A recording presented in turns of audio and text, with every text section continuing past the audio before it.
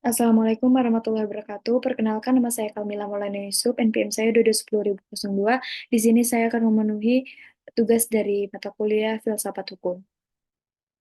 Socrates, orang yang paling bijaksana adalah orang yang mengetahui bahwa dia tidak tahu. Sophie segera mengenakan daster dan bergegas menuju dapur. Ibunya sedang berdiri di dekat meja dapur. Sophie memutuskan untuk tidak mengatakan apapun mengenai selendang sutra itu. Apakah ibu sudah mengambil koran? Tanyanya. Ibunya berpaling. Maukah kamu mengambilkannya untukku? Sophie melesat keluar pintu dalam sekejap menuju kotak surat. Hanya koran. Dia tidak boleh berharap dan mendapat jawaban dalam waktu dekat. Kiranya. Di halaman depan koran itu, dia membaca sesuatu mengenai batalion PBB Norwegia di Lebanon. Batalion PBB, bukankah capos yang terdapat pada kartu dari ayah Hilde? Namun, perangkonya Norwegia. Barangkali para serdadu PBB Norwegia mempunyai kantor pos sendiri. Kamu menjadi sangat tertarik pada koran, kata ibunya ketika Sophie kembali ke dapur. Untungnya, ibunya tidak lagi berbicara tentang kotak surat dan sebagainya, baik ketika sarapan maupun selanjutnya pada hari itu.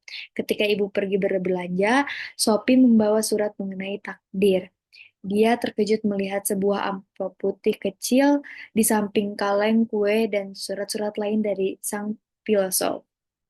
Sophie yakin sekali dia tidak meletakkannya di sana. Amplop ini juga basah di sudut-sudutnya, dan di situ terdapat beberapa lubang, persis seperti yang telah diterimanya kemarin. Apakah sang filosof telah datang ke sini? Apakah dia tahu tentang tempat persembunyian rahasianya? Mengapa amplop itu basah?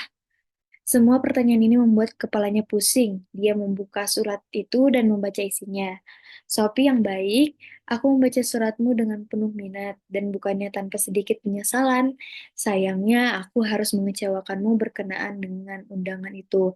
Kita akan bertemu suatu hari nanti, tetapi mungkin agak lama, juga sebelum aku dapat datang sendiri ke sana. Aku harus menambahkan bahwa mulai sekarang aku tidak lagi dapat mengirimkan sendiri surat-suratku. Lama-lama itu akan terlalu berbahaya. Kelak, surat-surat akan dikirimkan oleh utusan kecilku. Selain itu, surat-surat tersebut akan dibawa langsung ke tempat yang rahasia di taman ini. Kamu boleh terus menghubungiku kapan saja kamu merasa perlu. Caranya, letakkan sebuah amplop merah jambu dengan sepotong kue atau segumpal gula di dalamnya. Jika utusan itu menemukannya, dia akan membawanya langsung kepadaku.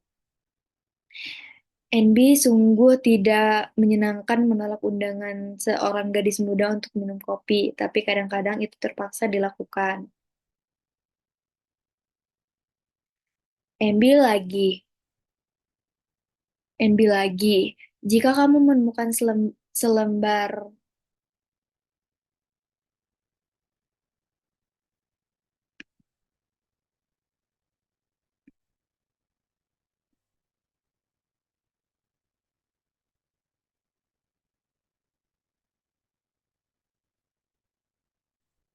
Andy lagi, jika kamu menemukan selembar selendang sutra merah di suatu tempat, tolong simpan baik-baik.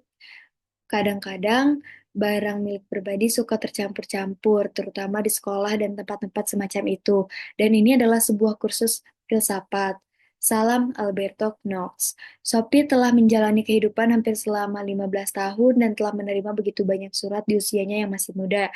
Setidak-tidaknya pada setiap hari Natal dan hari ulang tahunnya. Tapi surat ini adalah yang paling aneh yang pernah diterimanya. Tidak ada capos di situ, bahkan surat itu tidak ditaruh di kotak surat, tetapi dibawa langsung ke tempat persembunyian Sophie yang paling rahasia di semak-semak tua.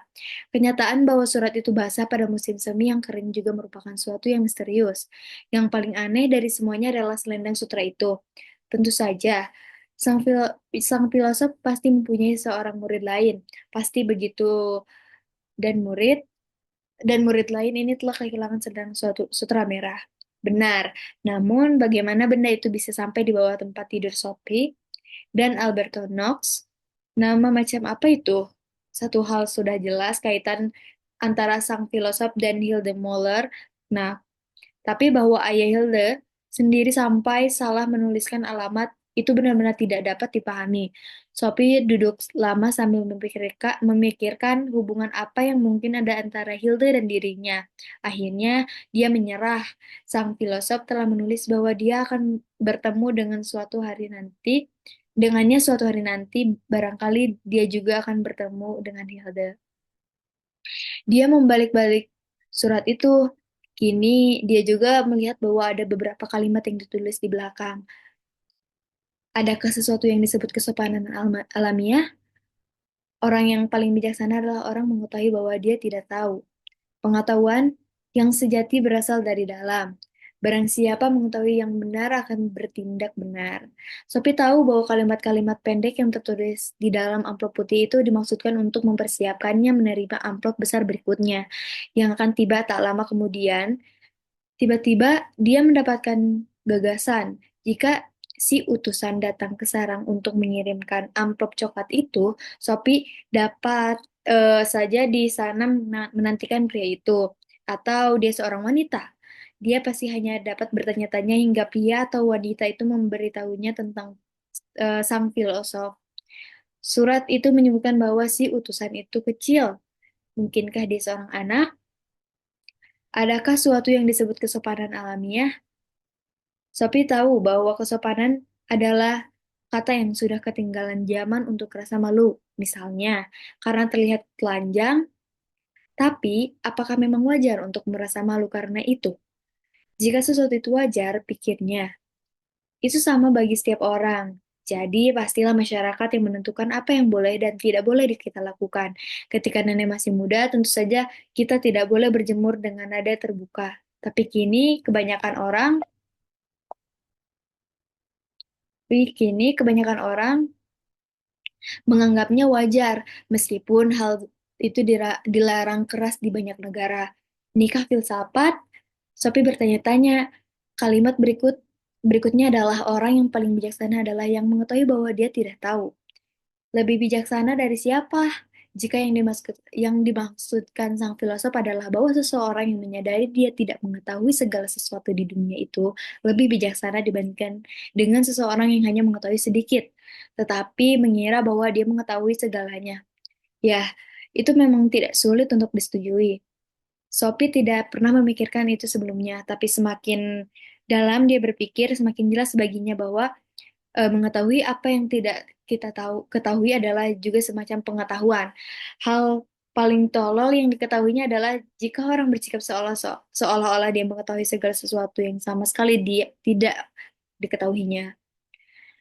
Kalimat berikutnya adalah tentang pengetahuan sejati yang berasal dari dalam. Tapi, bukankah semua pengetahuan itu masuk ke kepala setiap orang dari luar? Selain itu, Sophie dapat mengingat beberapa kejadian ketika ibunya atau para guru di sekolah berusaha untuk mengajarinya sesuatu yang belum dapat diterimanya. Dan dia tahu benar-benar mengetahui sesuatu ketika dia telah menambah suatu pengetahuan kepada dirinya sendiri. Bahkan kadang-kadang dia tiba-tiba memahami sesuatu yang sama sekali tidak dapat dia pahami sebelumnya. Itulah barangkali yang dimaksud orang dengan pencerahan. Sejauh ini tidak ada masalah. Sophie mengira dia telah dapat mencerna dengan baik ketiga pertanyaan pertama, tapi pernyataan berikutnya begitu aneh sehingga mau tak mau dia tersenyum. Barang siapa mengetahui yang benar akan bertindak benar. Apakah itu berarti bahwa jika seorang perampok bank merampok sebuah bank, itu karena dia tidak mengetahui hal yang lebih baik? Sophie tidak berpendapat begitu. Sebaliknya, dia berpendapat bahwa eh, anak-anak maupun orang dewasa melakukan hal tolol yang mungkin mereka sesali sesudahnya, justru karena mereka telah melakukan hal-hal bertentangan dengan penilaian mereka sendiri yang lebih baik. Ketika tengah duduk sambil berpikir, sampai mendengar sesuatu menggerisik di tengah belukar kering di sisi lain pagar tanaman yang paling dekat dengan hutan. Mungkinkah itu si utusan? Jantungnya mulai berdegup lebih kencang. Kedengarannya seperti seekor binatang sedang mendekat dengan suara terengah-rengah. Saat berikutnya, seekor labrador besar mendesak masuk ke dalam sarang. Mulutnya menggigit sebuah amplop coklat besar yang dijatuhkannya di kaki Sophie. Itu terjadi begitu cepat sehingga Sophie tidak sempat bereaksi. Saat berikutnya, Dia duduk dengan amplop besar di kedua tangannya, dan si Labrador keemasan telah berlari masuk ke hutan lagi. Begitu semuanya berlalu, dia baru bereaksi. Dia mulai menangis, dia duduk seperti itu sejenak, kehilangan seluruh perasaan akan itu. Lalu tiba-tiba dia melihat ke atas. Jadi itulah utusannya yang termasyur. Sophie menghembuskan napas lega. Jelas itulah sebabnya mengapa pinggiran amplop-amplop itu basah dan ada lubangnya.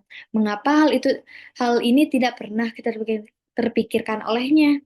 Kini akalnya bisa menerima saran sang filosof agar menaruh sebuah kue atau segumpal gula dalam amplop jika dia menulis surat kepada sang filosof.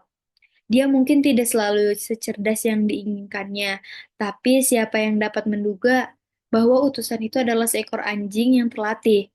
Itu memang sedikit di luar kebiasaan. Kini dia mengabaikan sama sekali keinginannya memaksa si utusan untuk mengungkapkan tempat tinggal Alberto Knox. Sophie membuka amplop sebesar itu dan mulai membacanya. Filsafat Athena. Sophie yang baik, ketika kamu membaca ini, kamu mungkin telah bertemu Hermes. Tapi kalau belum, aku tambahkan di sini bahwa dia adalah seekor anjing. Tapi jangan khawatir, kelakuannya sangat baik dan lagi pula jauh lebih cerdas dibandingkan dengan banyak orang. Dia sama sekali tidak pernah berusaha untuk menimbulkan kesan bahwa dia lebih pandai daripada yang sebenarnya. Perlu juga kamu ketahui bahwa namanya bukannya tanpa makna. Dalam mitologi Yunani, Hermes adalah utusan para dewa. Dia juga dewa para pelaut, tapi kita tidak akan mengurusi hal itu setidak-tidaknya untuk saat ini. Yang lebih penting adalah bahwa Hermes juga memberikan namanya untuk kata hermetic, yang berarti tersembunyi atau tak terjangkau.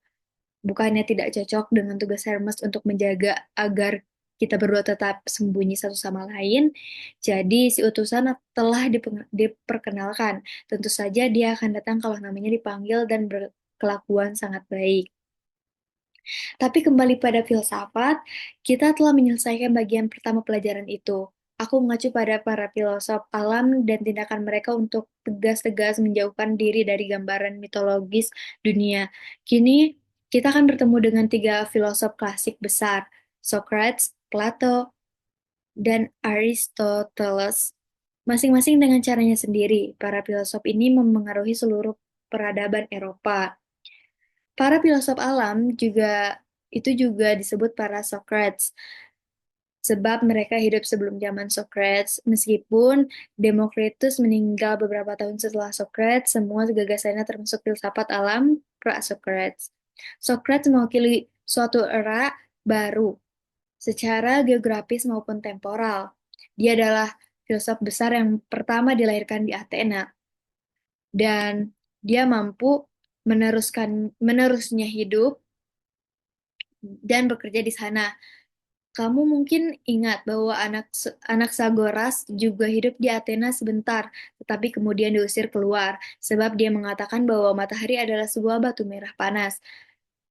Nasib Socrates tidak lebih baik. Sejak zaman Socrates, Athena merupakan pusat kebudayaan Yunani. Juga penting untuk dicatat perubahan karakter dalam proyek filsafat itu sendiri. Sementara ia berkembang dari filsafat alam hingga Socrates, tapi sebelum kita menemui Socrates, mari kita ketahui sedikit tentang kaum Sopis yang menguasai panggung Athena pada masa hidup Socrates.